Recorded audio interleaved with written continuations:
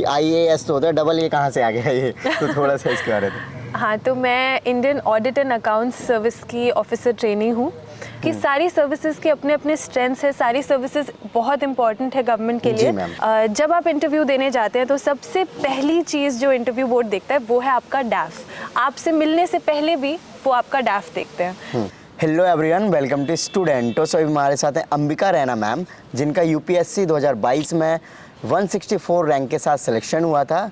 और आज हम मैम से डिटेल में डिस्कस करेंगे कि जो अभी मेंस का रिजल्ट आया उसके बाद जनरली स्टूडेंट्स इंटरव्यू के लिए तैयारी करते हैं कि इंटरव्यू के लिए आप कैसे प्रिपेयर कर सकते हैं, इंटरव्यू के लिए क्या मटेरियल पढ़ना चाहिए, कहाँ से क्वेश्चंस पूछे जा सकते हैं, कॉन्फिडेंस कैसे बढ़ा सकते हैं, साथ ही साथ कम्युनिकेशन स्किल पर कैसे काम किया जा सकता है, और साथ ही साथ डैफ जो कि बहुत ज़्यादा इंपॉर्टेंट होता है। कहीं ना कहीं डैफ से ही 90% क्वेश्चंस कई बार स्टूडेंट से या फिर कैंडिडेट से पूछे जाते हैं। तो मैम से हम डिटेल में जानेंगे। मैम, सबसे पहले तो आप ये बताइए कि आपने अभी ट्रेनिंग वगैरह कर रहे हैं, तो एक्सपीरियंस कैसा रहा आपका? बहुत ही अच्छा एक्सपीरियंस है। It's life changing experience. Idea नहीं होता है जब तक प्रिपरेशन चल रही होती है कि ट्रेनिंग से कितनी ज़्यादा ज़िंदगी बदल जाएगी। हाँ। तो बहुत ही अच्छा एक्सपीरियंस रहा है अभी तक तो। Right ma'am. सो अभी आपने मेंस का रिजल्ट देखा मैम, जनरली आपके बैचमेट्स कुछ होंगे जो कि आपके साथ एग्ज़ाम दे रहे होंगे, वो भी में भी इंटरव्यू के लिए सेलेक्ट हो गए होंगे। तो जनरली अभी उनका क्या डाउट रहता है आपसे? उन्होंने क्वेश्चंस पूछे ही होगा। पहली बार तो मैं बहुत बहुत बधाई देना चाहूँगी उन सभी एस्पिरेंट्स को जिनका मेंस क्लियर हुआ है। बहुत ही ज़्यादा मुश्किल पड़ाव है ये, जिसको पार करने के लिए आपको बहुत बहुत बधाई हो। और आप इमीडिएटली अपनी प्रिपरेशन स्टार्ट कर दें, बिकॉज़ बहुत कम टाइम रहता है। स्पेशली अगर आपका इंटरव्यू शुरू में आ जाता है तो बहुत कम टाइम रहता है, और इस बार आई थिंक सिर्फ 1 हफ्ता मिला है डैफ भरने के लिए। तो सबसे पहली चीज़ तो आपको आइडेंटिफाई करना है आपको क्या क्या भरना है डैफ के अंदर। क्या आपकी हॉबीज़ क्या रही हैं, आपकी अचीवमेंट्स क्या रही हैं, ये सारी चीज़ें एकदम ऑथेंटिक होनी चाहिए। डैफ में आप ऐसा कुछ भी ना भरें जो कि आपने नहीं किया या फिर आप किसी को इम्प्रेस करने के लिए लिखना चाहते हैं, क्योंकि जो इंटरव्यू बोर्ड रहता है वो बहुत ही केपेबल लोग बैठे होते हैं आपके सामने। वो इमीडिएटली पता चला सकते हैं कि आप कुछ ब्लफ कर रहे हैं या आपने ऑथेंटिकली कुछ किया है, आप जेन्युइन हैं कि नहीं। तो बिल्कुल जेन्युइन बातें लिखें। क्या आपने किया है अपनी ज़िंदगी में, कुछ हासिल किया है, कुछ अचीव किया है, कुछ आपके इंटरेस्ट हैं जो भी, वो सारी चीज़ें आप लिखें उसमें, और उन पे प्रिपरेशन स्टार्ट कर दें। उनके बारे में पढ़ें, उनके बारे में समझें कि उससे कैसे आप अच्छे सिविल सर्वेंट बन सकते हैं। ये एक बहुत ही इंपॉर्टेंट सवाल आता है कि हाउ हैज़ दिस अचीवमेंट और how has this interest helped you to become a better officer. Right ma'am. क्या ये जो पोस्ट प्रेफरेंस होती है फिर कैडर प्रेफरेंस होते हैं मैम, अभी डैप में ही फिल करना होता है? जैसे कि मैम आपको IAS ऑफिसर मिला है, तो जनरली में भी स्टूडेंट्स कम जानते होंगे कि IAS तो होता है, डबल ये कहाँ से आ गया ये, तो थोड़ा सा इसके बारे में। हाँ, तो मैं Indian audit and accounts service की ऑफिसर ट्रेनिंग हूँ। I had put this as my third preference after foreign service and administrative service. ये बहुत ही अच्छी सर्विस है, बहुत प्रोफेशनल सर्विस है। हमारा कार्डर बहुत छोटा रहता है, तो मेरे को तो बहुत अच्छा लगा इसका जो भी अपॉर्चुनिटीज़ रहती हैं इस सर्विस के थ्रू, जो भी लाइफस्टाइल रहता है, वो सब मेरे को बहुत सूटेबल लगा अपनी पर्सनालिटी के लिए। तो जो भी सारी सर्विसेज हैं इस माइंडसेट से ना जाएं कि क्या सब लोग भर रहे हैं। आप फाइंड आउट करने की कोशिश करें। बहुत 15-20 सर्विसेज रहती हैं जिसके इस एग्ज़ाम के थ्रू जिसमें आप जा सकते हैं। तो सबके बारे में पढ़ें, सबके बारे में समझें कि क्या उसकी रिक्वायरमेंट्स है, कैसी पर्सनालिटी आपको चाहिए for those services, and then take an informed decision. Take a decision based on your personality, your temperament. क्या आपके स्ट्रेंथ्स हैं, कहाँ आप बेस्ट शाइन कर सकते हैं, उस हिसाब से आप अपनी प्रेफरेंसेस भरें। और कार्डर भी अभी ही भरना होता है डैफ के अंदर, तो वो भी आप सोच समझ के कि कौन से स्टेट्स में आपको सूटेबल लगता है। अभी डिफरेंट सेक्शंस बनाते हैं वो स्टेट्स के, तो जैसे नॉर्थ जोन हो गया, ईस्ट जोन हो गया, ऐसे करके। तो आपको थोड़ा सोच समझ के ये चीज़ें भरें, बिकॉज वंस आपकी रैंक लिस्ट आती है तो ये चीज़ें बहुत मैटर करती हैं कि आपने किस ऑर्डर में क्या प्रेफरेंस भरी है। राइट। जैसे मैं अभी आपसे मिला तो मैंने पूछा मैम आपने IPS क्यों नहीं लिया? तो आपसे और भी लोगों ने मे भी पूछा होगा क्योंकि आपको IPS इजीली मिल जाता। तो क्या रीज़न था मैम, और आप IAS क्यों हैं? आई थिंक इसको ऐसे नहीं देखना चाहिए कि आपने ये वाली सर्विस क्यों नहीं ली, क्योंकि सारी सर्विसेज के अपने अपने स्ट्रेंथ्स है, सारी सर्विसेज बहुत इंपॉर्टेंट है गवर्नमेंट के लिए। तो आपने ऐसे नहीं सोचना है कि मुझे क्या नहीं चाहिए, आपने ऐसे सोचना है कि आपको क्या चाहिए। पॉजिटिव सेंस में देखें कि कौन सी सर्विस आपको सूट करती है। ऑडिट एंड अकाउंट सर्विस एक ऐसी सर्विस है जो कि बहुत ही टेक्निकल है, बहुत प्रोफेशनल है, इसका प्रमोशनल एस्पेक्ट्स बहुत अच्छे हैं, इसका लाइफस्टाइल बहुत अच्छा है, छोटी सर्विस है, बहुत ही अच्छी फ्रेटर्निटी है, it's a constitutional service, CAG के अंडर आती है ये सर्विस। एंड इसके जो भी फीचर्स हैं मुझे बहुत अच्छे लगे, मुझे ऐसा लगा जैसे मेरी पर्सनालिटी को ये फीचर्स सूट करते हैं एंड इसलिए मैंने इसको ऊपर भरा। ऐसा नहीं है कि मुझे पुलिस ख़राब लगती है फिर ऐसा कुछ, कोई भी सर्विस ख़राब नहीं है जिसको आप चूज़ ना करें। आपको सोचना है आपने चूज़ क्या करना है, उस हिसाब से अपनी चॉइस बनाएं। ओके मैम, सो मैम अभी आपने जनरली बताया था कि 1 हफ्ते का टाइम मिला है डैप फिल करने के लिए, तो मैम डैप के बारे में बताइए डिटेल में कि अब जो कैंडिडेट हैं जो सिलेक्ट हुए हैं जनरली वो कोचिंग्स की हेल्प ले लेते हैं और आपके जैसे जो सीनियर ऑफिसर्स होते हैं या फिर उनके नोन में होते हैं जिन्होंने इंटरव्यू के लिए अपेयर हुए होते हैं उनकी हेल्प ले लेते हैं। और किसी को भी नहीं पता होता है और जनरली फ्रेशर भी जानना चाहते हैं कि डैप क्या होता है, कैसे भरना होता है, उसमें क्या क्या चीज़ें डालनी होती हैं जो कि इम्पॉर्टेंट होती हैं। ऐसे नहीं मैम, डैप में तो बहुत सारी हॉबीज़ हैं, बहुत सारी एक्टिविटीज़ हमने पास्ट में कर रखी होती हैं, सारी चीज़ें ही मेंशन कर दोगे तो पता चला कि जहां आपको 7 पेज में करना होता है आपने 20 पेज कर दिए, ऐसा कुछ। नहीं 20 पेज आप कर ही नहीं सकते उसको, उसमें लिमिट्स होती हैं। हर सेक्शन का एक अपना वो रहता है, वर्ड लिमिट रहती है, आप उतने में आप उसको भरते हैं, तो 20 पेज तो नहीं होगा। और आपने अभी बोला मेरे जैसे सीनियर ऑफिसर, मैं सीनियर ऑफिसर नहीं हूँ, मैं ऑफिसर ट्रेनी नहीं मतलब हाँ ऑफिसर anyway, तो डैफ भरने का ये रहता है कि देखिए जो भी लोग मेंस में थ्रू हैं उन्होंने डैफ 1 तो भरा ही होगा प्रीलिम्स के टाइम पे, है ना। उसमें आपकी बेसिक डिटेल्स रहती हैं, आपने आपके एजुकेशनल क्वालिफिकेशंस, आपके पेरेंट्स कहाँ से, आप कहाँ से बिलोंग करते हैं, ये सारी चीज़ें डैफ 1 में आप ऑलरेडी भर चुके हैं। डैफ 2 में जो इम्पॉर्टेंट चीज़ें रहती हैं वो मैं बोलूँगी 3 बहुत इम्पॉर्टेंट चीज़ें हैं। एक है आपकी सर्विस प्रेफरेंस, तो आपने किस नंबर पे कौन सी सर्विस को प्रायोरिटी देनी है। तो अगर आपकी रैंक अच्छी आती है तो उस हिसाब से आपको मेरिट के हिसाब से कौन सी सर्विस अलॉट होगी, ठीक है। तो सर्विस प्रेफरेंस सबसे ज़्यादा इंपॉर्टेंट है। दूसरी चीज़ है जो कार्डर प्रेफरेंस रहती है, specially for IAS and IPS। अगर आपने ये वाले सर्विस प्रेफरेंसेस भरे हैं तो आपको कार्डर प्रेफरेंस बहुत इंपॉर्टेंट रहती है। वो आपको सोच समझ के भरना है कि आपने कौन सा स्टेट कार्डर चूज़ करना है, कौन से को प्रेफरेंस देनी है, कौन से को प्रायोरिटी देनी है। और जो तीसरी सबसे इम्पॉर्टेंट चीज़ है वो है आपके हॉबीज़, इंटरेस्ट्स, अचीवमेंट्स, ये वाला सेक्शन। क्योंकि काफ़ी बार जो डैफ का डिस्कशन रहता है वो इन टॉपिक्स के ऊपर चला जाता है। तो आपका जो ग्रेजुएशन सब्जेक्ट है, आपका जो वर्क एक्सपीरियंस है, आपके इंटरेस्ट, हॉबीज़, अचीवमेंट्स, इसके ऊपर काफ़ी बार डैफ डिस्कशन जाता है। बिकॉज़ ये आपके पास एक मौका है टू शोकेस योर पर्सनालिटी, ये आपके पास एक मौका है to put in front of the interview board कि आपको क्या पसंद है, आपकी पर्सनालिटी कैसी है, आपकी क्या स्ट्रेंथ्स हैं, वो आप इसके थ्रू पुट कर सकते हैं। बिकॉज़ जब आप इंटरव्यू देने जाते हैं तो सबसे पहली चीज़ जो इंटरव्यू बोर्ड देखता है वो है आपका डैफ। आपसे मिलने से पहले भी वो आपका डैफ देखते हैं। तो आपका डैफ एक ऐसा डॉक्यूमेंट बन जाता है जिससे कि आप फर्स्ट इम्प्रेशन बना सकते हैं उनके ऊपर। तो आपको बिल्कुल ध्यान से भरना है ये, जो भी चीज़ें आपने जेन्युइनली अपनी लाइफ में करी हैं, जो भी आपके स्ट्रेंथ्स हैं वो आप पुट फॉरवर्ड करें। ऐसे स्ट्रेंथ्स जो दिखाएं कि आप एक केपेबल ऑफिसर बन सकते हैं, क्योंकि वो जो इंटरव्यू बोर्ड आपके सामने बैठा है वो ये नहीं देखना चाहते कि आपने क्या तीर मारे हैं ज़िंदगी में, है ना। ज़्यादा ब्लफ करने की कोई ज़रूरत नहीं है, वो बस देखना चाहते हैं क्या आप एक काबिल ऑफिसर बन सकते हैं, क्या आप में वो क्वालिटीज़ हैं जो वो चाहते हैं अपने सिविल सर्वेंट्स में, अपने ब्यूरोक्रेट्स में।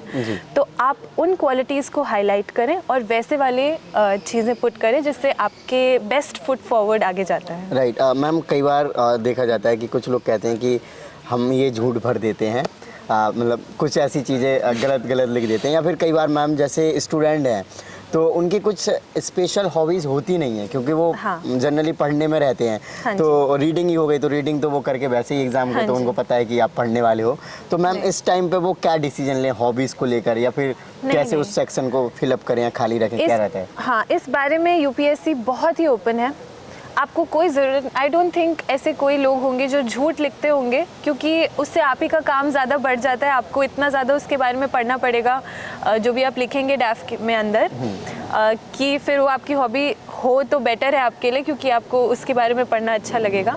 बट अगर आपके पास ऐसी कोई हॉबीज़ नहीं है जो फैंसी वाली हैं, कि जैसे स्पोर्ट्स हो गया या फिर एनसीसी हो गया या ये सारी चीज़ें अगर आपके पास नहीं भी हैं, तो जो भी आप करते हैं, काफ़ी लोग हैं मैं जानती हूँ जो ऐसी चीज़ें लिखते हैं कि कॉमेडी शोज़ देखना उनकी हॉबी है, या फिर नेचर वॉक्स पे जाना उनकी हॉबी है, सुडोकू करना उनकी हॉबी है। तो हॉबी कुछ भी हो सकती है, कुछ भी जो आप अपने फ्री टाइम में करते हैं अपना मनोरंजन करने के लिए, अपना टाइम यूटिलाइज करने के लिए, टू फील बेटर।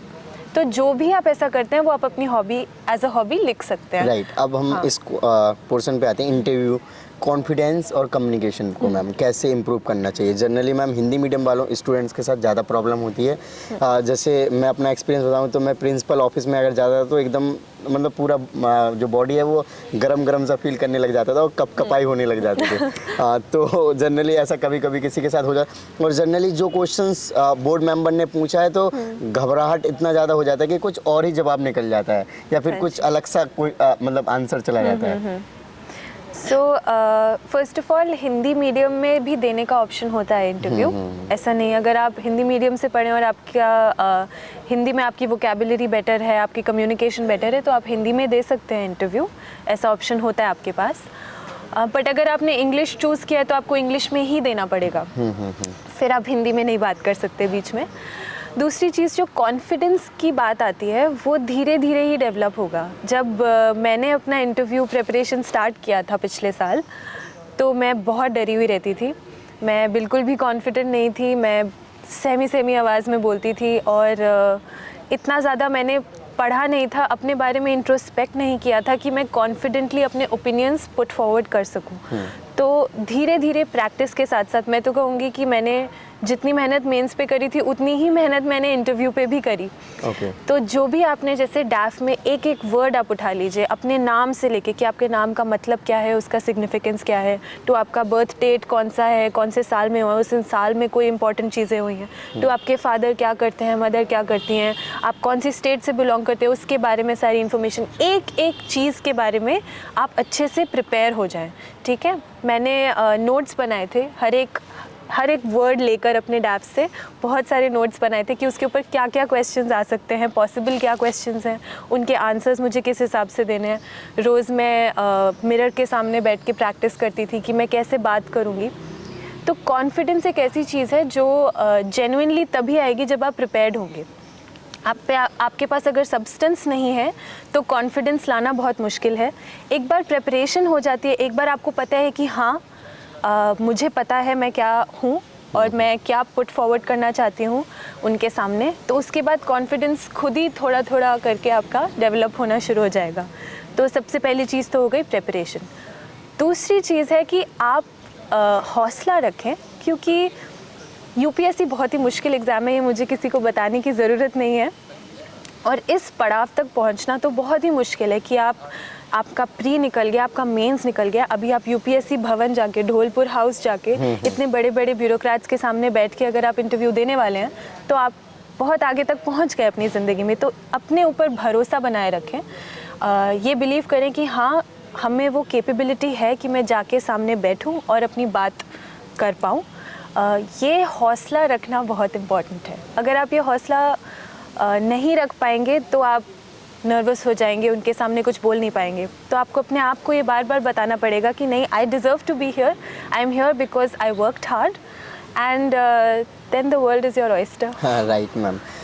सो अब इसके लिए कैसे प्रिपेयर करें, क्या क्वेश्चंस पूछे जाते हैं, और इस बार आपको भी थोड़ा आइडिया होगी किस तरह के क्वेश्चन पूछे जा सकते हैं और स्टूडेंट्स को क्या प्रिपेयर करना चाहिए। जैसे करंट अफेयर्स हो गया, और आपने बताया कि मैंने नोट्स भी बनाए थे, तो नोट्स किस चीज़ के बनाने चाहिए, और जनरली टाइम भी ठीक ठाक मिल जाता है। स्टार्टिंग वाले स्टूडेंट्स को भी ठीक ठाक टाइम मिल जाता है जिनका स्टार्टिंग में इंटरव्यू शेड्यूल होता है, और जिनका लास्ट में रहता है तो उनके पास तो बहुत सारी चीज़ें आ ही जाती हैं।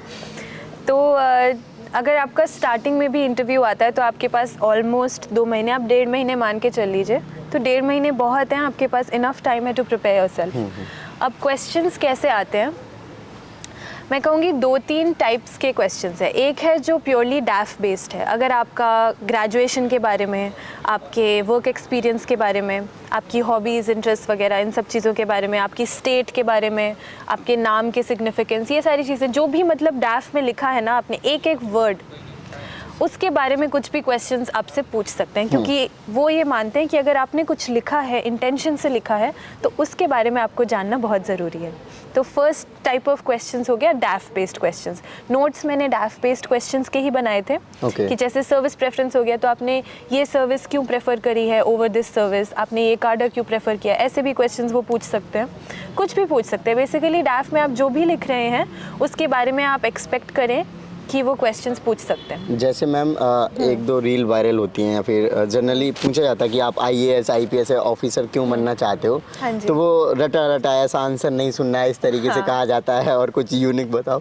तो अब यूनिक बताने को क्या होता है जनरली, तो ये चीज़ें जनरली मुझे तो नहीं लगता कि ऐसे क्वेश्चंस पूछे जाते हैं कि आप आईएएस आईपीएस क्यों बनना चाहते हैं। पूछ भी सकते हैं, वो इंटरव्यू बोर्ड है, उनके ऊपर डिपेंड करता है उनको आपको क्या पूछना है। जी। मैं तो कहूँगी कि स्टे ऑनेस्ट, ठीक है, क्योंकि वो लोग बहुत एक्सपीरियंस्ड लोग हैं। अगर आप उनको इम्प्रेस करने की कोशिश करेंगे और कुछ ब्लफ मारेंगे, वो इमीडिएटली पकड़ लेंगे। तो आप ऑनेस्ट रहिए, आपका जो भी रीज़न है। कई लोगों का रीज़न होता है मैंने बचपन में डीएम को देख लिया था, उसके बाद मैंने सोचा कि अच्छा मुझे ऐसा ही चाहिए। कुछ भी रीज़न हो सकता है आपका, कि मेरे फैमिली में ऐसे हैं तो मुझे लगा, जो भी रीज़न है, जो जेन्युइन रीज़न जो आपका है। कई लोगों को होता है देश का भला करना है, ये करना है, जो भी है आपका रीज़न, जो भी एक्चुअल जेन्युइन ऑथेंटिक रीज़न है, वो आप प्रिपेयर कर लें। प्रिपेयर का मतलब ये नहीं कि आप उसमें झूठ मूठ का कुछ बना के रखें। हाँ। प्रिपेयर का मतलब है कि आप एक दो बार मिरर के सामने बैठ के प्रैक्टिस करें, कॉन्फिडेंटली बोल पाएं वो चीज़। हाँ, वो आप जेन्युइनली अपनी बात पुट फॉरवर्ड कर पाएँ, आप उसमें ना हिचकिचाएं। जो एक्चुअल सच्ची बात है उसमें हिचकिचाहट नहीं होनी चाहिए। आप सच में अपनी बात पुट करें, और वो लोग बहुत अंडरस्टैंडिंग लोग हैं। जैसा मेरा जो इंटरव्यू एक्सपीरियंस रहा था, ऐसा लगा ही नहीं कि कोई इंटेरोगेशन चल रहा है। ऐसा माहौल नहीं होता है वहाँ पे कि आपको वो ग्रिल कर रहे हैं। ऐसा कुछ शुरू में वो आपको कंफर्टेबल करते हैं, आपसे बात करते हैं, ऐसा लगता है अच्छा सीनियर ऑफिसर्स हैं, वो आपके ओपिनियंस पूछ रहे हैं चीज़ों के बारे में। तो उस चीज़ को बहुत इन्जॉय करें। मेरे को तो बहुत मज़ा आया था अपने इंटरव्यू के बाद। तो टेंशन लेने की कोई बात नहीं है, जो सच है वो आप बोलें, और जो जेन्युइनली आप वहाँ तक पहुँचे हैं, आप अपनी कैपेबिलिटी पे पहुँचे हैं, तो आप अपनी बात कर सकते हैं। एनीवे मैं बता रही थी जो, हाँ, तो एक डैफ हो गया, डैफ बेस्ड क्वेश्चंस। दूसरे हैं करंट अफेयर्स बेस्ड क्वेश्चंस। तो जो भी आजकल चल रहे हैं, इश्यूज़ चल रहे हैं, जो भी प्रॉब्लम्स चल रही हैं, जो भी इवेंट्स चल रहे हैं, हर चीज़ के बारे में आपका ओपिनियन होना बहुत ज़रूरी है। मेंस की प्रिपरेशन में जो हम देखते हैं वो है कि आप अपना ओपिनियन इतना ज़्यादा नहीं देते, आप जनरल पॉइंट्स देते हैं। कोई भी क्वेश्चन आएगा उसके बारे में जनरल पॉइंट्स, फॉर एग्जांपल अगर अभी इजराइल इशू चल रहा है तो उसके बारे में आप जनरल पॉइंट्स देखेंगे कि बाकी लोग क्या बोल रहे हैं, फैक्ट्स क्या हैं केस के, टाइमलाइन क्या है, एवोल्यूशन क्या है प्रॉब्लम का, ये सारी चीज़ें आपको पता होनी चाहिए मेंस पर्सपेक्टिव से। बट अगर आपके पास इंटरव्यू में ये सवाल आता है तो not only the facts but also your opinion matters. They will ask you what is your opinion, what is your stand on this, what is your stance on this. So this is one of the very important parts of interview preparation, that you have a stance on things. आपका एक opinion बने। आप जो भी newspaper में पढ़ते हैं सिर्फ उसको फैक्ट बेस्ड की तरह ना पढ़े, उसमें ये सोचें कि आपका क्या ओपिनियन है एज एन ऑफिसर, आपका क्या सोच होना चाहिए, आपके क्या पर्सपेक्टिव होना चाहिए, क्या नज़रिया होना चाहिए प्रॉब्लम्स को देखने का। वो बहुत इंपॉर्टेंट है, क्योंकि वो देख रहे हैं कि नॉट जस्ट कि आपको बुकिश नॉलेज हो या फिर आपको ये पता हो कि क्या चल रहा है, बट आपका खुद का भी एक पॉइंट ऑफ व्यू हो जी, जिसके थ्रू आप बता सकते हैं कि आपकी पर्सनालिटी कैसी है, वो आपको जज कर रहे हो उसके बेसिस पे। सो ये चीज़ बहुत इंपॉर्टेंट है। ओपिनियंस बनाएं हर एक चीज़ पे, इंट्रोस्पेक्ट करें, अपने आप से पूछें कि क्या मेरा ओपिनियन होना चाहिए। अभी मेरे को जैसे विमेंस रिजर्वेशन बिल के बारे में पूछा था कि आपका क्या ओपिनियन है, वो ये नहीं पूछ रहे कि इसके फैक्ट्स क्या है, ये कब इंट्रोड्यूस हुआ था, इसके फीचर्स क्या है, ये सब नहीं। ज़्यादातर ओपिनियन बेस्ड रहेगा कि आप क्या करोगे, कि कैसे करना आपका क्या कहना है कि ये होना चाहिए, नहीं होना चाहिए। और आपका ओपिनियन ऐसा नहीं होना चाहिए कि हाँ मेरे को तो ये लगता है और ऐसे ही होना चाहिए। उसको सब्सटेंशिएट करें कि क्यों आपको ऐसा लगता है, क्या इसके रीजंस है, आपकी थिंकिंग क्या है, लॉजिक क्या है आपके पीछे ऐसा सोचने का। तो अगर आप अपना ओपिनियन रखेंगे और उसको सब्सटेंशिएट कर पाएंगे तो ये बहुत ही ज़्यादा बेनिफिशियल रहता है इंटरव्यू के लिए।